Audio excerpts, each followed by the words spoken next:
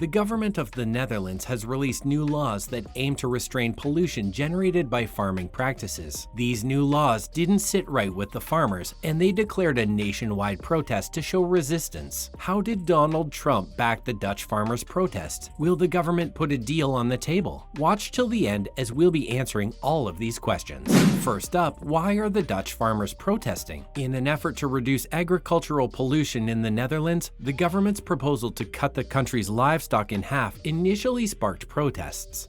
Protesting farmers have repeatedly informed the media that they are inspired by a perception that the Dutch public, media, and politicians do not respect their line of work. Netherlands lawmakers just voted on recommendations to slash emissions of damaging pollutants. For many years, politicians have been working to de-escalate this issue. This proud farming nation is under enormous pressure to make revolutionary modifications to cut toxic emissions, and some farmers fear their livelihoods will be obliterated. It's in our blood. I want to do this, and if we have to adapt to new situations, I want to, but we have to be fair. It takes time. Give me a chance. In Kloosterboer, a third-generation dairy farmer, Dutch government proposals for tackling nitrogen emissions imply a radical cut in livestock. Farmers assess that 11,200 farms will have to close, and another 17,600 farmers will have to reduce their livestock significantly. Van Manen says farmers are being unfairly targeted. If you come for us and our families, you come at a farmer's soul, he says. We've proposed all kinds of solutions, but we are ignored. And finally, they come up with a plan for a reduction in livestock. No other sector has reduced nitrogen in the last 30 years as much as we have. This is why there's a lot of emotion and pain. Next up, why is the Dutch farmers' protest supported by Tucker Carlson? And said that climate change and its environmental protection policy solutions are nothing more than a diabolical scheme by global elitists designed to whip you into a panic to force common people to obey them. This is another tactic used by politicians to increase their political stability, referencing protests on July 5th, during which Dutch police fired on farmers protesting plans to cut nitrogen emissions. Carlson warned his audience the United States could face similar turmoil if we let them do it. He later cautioned, "This is what climate activism actually looks like, men in uniform shooting at 16-year-olds. Carlson claimed the emissions reductions would have the effect of destroying agriculture in the Netherlands. However, he did not cite the Dutch government has reserved billions of euros to support the farmers' transition through a voluntary program. The program offers various strategies to increase sustainability in farming, with only the very last option involving the complete buyout of the farmers involved. Instead, Carlson employed a jingoistic red herring, criticizing China's and India's use of fossil fuels that failed to account for developed countries' disproportionate roles in climate change. Carlson then brought on Vlaardingerbroek to claim that the Dutch government is stealing our farmers' land under the guise of the made-up nitrogen crisis. Additionally, Carlson suggested that the resulting American climate policies would increase food prices. Vlaardingerbroek exuberantly consented, expressing Dutch citizens apprehend no farmers, no food.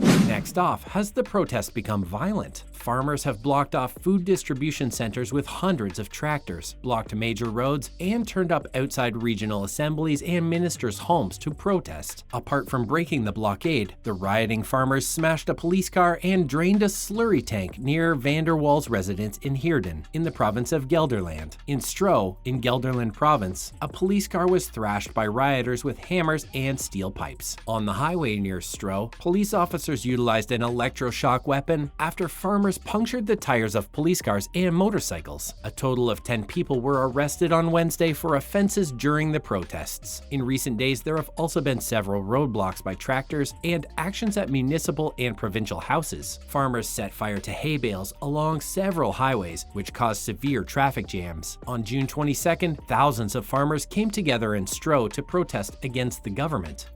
Over 100 tractors blocked the highway near Oldenzaal, East Netherlands. The situation is highly sensitive as police discharged their weapons and arrested a few farmers as well. Where is our Prime Minister? This country is on fire and the farmers are standing up to the government, a spokesman for the protests said while standing on top of a hay bale in the town of Eerbeek last week, The Guardian reported. Next up, how did Donald Trump back the Dutch farmers' protest? Former United States President Donald Trump expressed support for Dutch farmers protesting against the cabinet's nitrogen policy while talking to conservative young people people in Tampa, Florida. In the 2-hour-long speech, he also asserted that climate change is a threat and that attempts to protect the climate would lead to famine and starvation. As we speak, farmers in the Netherlands of all places are courageously opposing the climate tyranny of the Dutch government. Can you believe that? Which wants to dramatically cut Dutch farm production despite growing food shortages, Trump stated. However, he did not elucidate what food shortages he was talking about. He declared that the Dutch government is not letting farmers farm their lands. The government officials refused to give them fertilizer and instructed them to get rid of their cattle. They want to get rid of the cattle because of what it does to the globe. Half of the cattle they want out. You'll be next, he briefed the Tampa students. He affirmed with resolute faith, "In our movement, we stand against the climate fanatics. We stand with the peaceful Dutch farmers who are bravely fighting for their freedom. It's horrible what's happening." He not only stood beside Dutch farmers, but showed his concern towards USA farmers as well. He was talking about the Turning Point USA event in Florida this week, during which he took a moment to praise Dutch farmers protesting against government mandates on reducing nitrogen emissions. Trump spontaneously warned Americans, "You're next."